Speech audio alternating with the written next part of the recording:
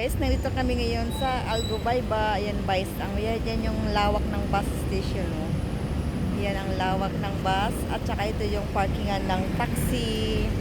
Dito naman guys, yung ang daming laptop na mga nabibili mga gadget. Napakamura lang guys dyan talaga sa Algobayba. Paglabas mo ng metro station at saka bus stop, harapan lang siya. Nandito lang lahat ang mga mumurang gadget sa Algobayba. Dito kami namili ng laptop at saka cellphone pasalubong sa kanyang pamangkin at sa kanyang kapatid. Ayun, nakipagmaritisan pa ang aking asawa sa may-ari ng Clash-Yok. Kasi kumain kami ng chicken dyan. Natuwa naman. I-vlog natin yung kanilang restaurant. Yan, ngayon guys, tapos na kami kumain. Pauwi na rin kami ngayon ng Rega. Tapos na kami namili. Ayan. Hindi pa nakauwi. Tinan mo, haggard na haggard ako. Galing ako sa work. Hindi pa tapos yun. Tagal naman. Diba? Oh. Ang tahimik na alas 10 na ng gabi dito. Ayan. Tahimik lang.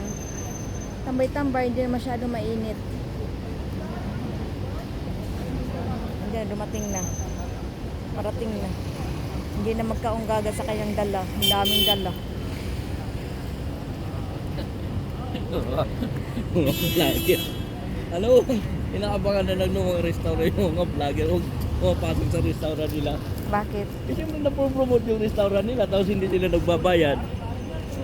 Oo, kaya nila. Asan si ate? Dar al-Nasir. Saan dyan? Ah, DRN. Yan, oh. Ayan yung laptop na DRN. Oh.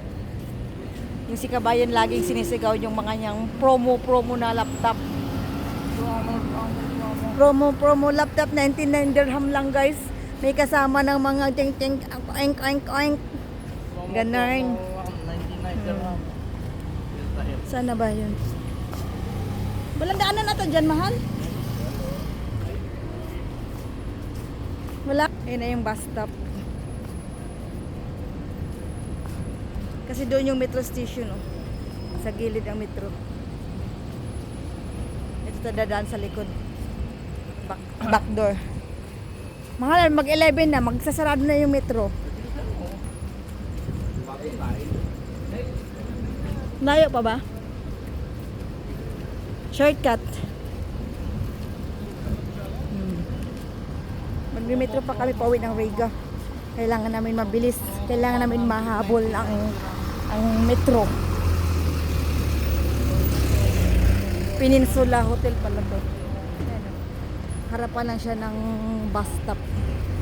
Ang lawak ng bus stop dito.